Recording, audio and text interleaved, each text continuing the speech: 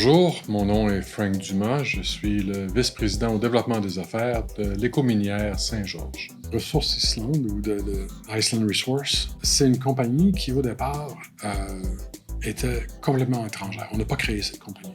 On s'est tranquillement accoquiné avec ces gens. Des gens m'ont mis en contact avec un bonhomme, Wilhelmsen, qui était le président de Iceland Resource à ce moment-là, de Ressources Island, qui cherchait des nouveaux investisseurs. Pour le développer, il avait fait avancer un projet qui s'appelle TAR, ou Tormótseller, en islandais, qui est exploité artisanalement ou semi-industriellement dans les années 30 et qui avait été mis vraiment en dormance pendant très longtemps, qui ont recommencé à explorer dans les années 2000, 90-2000.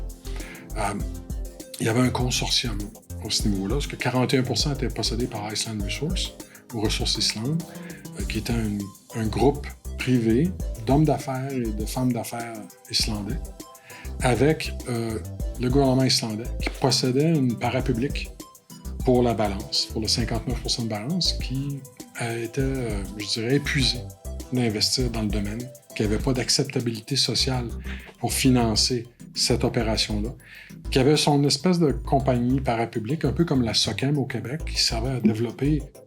Ils veulent mettre en valeur, valoriser les projets potentiels en Islande, mais ça allait nulle part. Ils nous ont mis en contact, ces gens-là. On a fait une offre et on a acquis en 2017 Iceland Resource.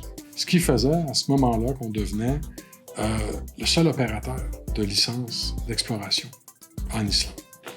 Et un peu plus tard, on a négocié avec l'autre compagnie, qui est la parapublique, qu'on a acquis quelques années plus tard, qui fait que maintenant, on est le seul opérateur en Islande.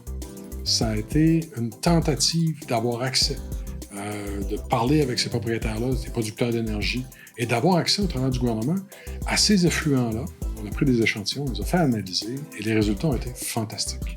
Pour leur dire, écoutez, nous, on aimerait développer une technologie pour traiter tout ça et produire, sans jamais minérer, produire des métaux.